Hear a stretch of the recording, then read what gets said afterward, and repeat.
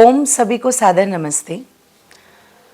आप सभी भारतवासियों को, मेरे चैनल के सभी दर्शकों को और सभी सनातन धर्मियों को होलिका पर्व की बहुत बहुत शुभकामनाएं। ये पर्व आपके जीवन में ढेर सारी खुशियां लेकर के आए और आप सब ईश्वर की कृपा के पात्र बने रहें, ये मैं हृदय से शुभकामनाएं ज्ञापित करती हूँ।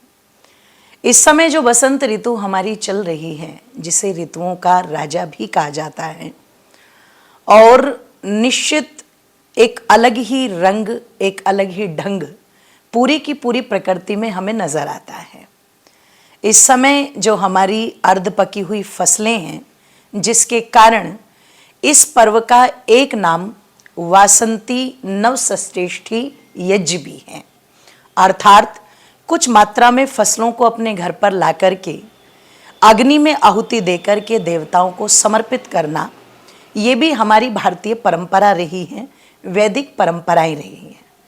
निश्चित ये पर्व अपने आप में बड़ा ही निराला, बड़ा अद्भुत और बड़ी प्रसन्नता लाने वाला एक रंगों का पर्व है। कहते हैं जितने प्रकार के रंग होली में उड़ते हैं, इस जीवन के भी कुछ उसी प्रकार के रंग हैं।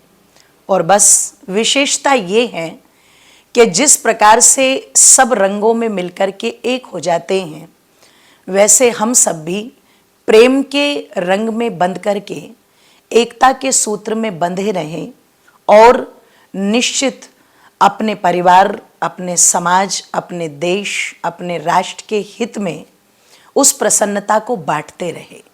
ध्यान रखिएगा, जीवन में कई बार होता है कि कुछ दुर्गुण, कुछ दुर्व्यसन, कुछ बुराइयां जो मनुष्य जीवन को पीछे लेकर के जाती हैं, तो कहीं ना कहीं जिस प्रकार से होली में अनेक प्रकार की चीज़ों को जलाया जाता है, ऐसे ही हम अपने अंदर के दुर्गुण और दुर्व्यसन को भी जला कर के समाप्त कर दें और पवित्रता के साथ अपने जीवन को जिए।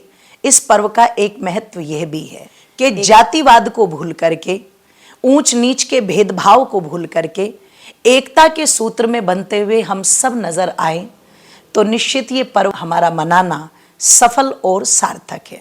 पर्वों का मतलब होता है जीवन में प्रसन्नता लेकर के आना, अर्थात पर्वों से पहले भी प्रसन्नता बनी रहे, पर्वों के समय भी प्रसन्नता बनी रहे और पर्वों के बाद भी प्रसन्नता बनी रहे।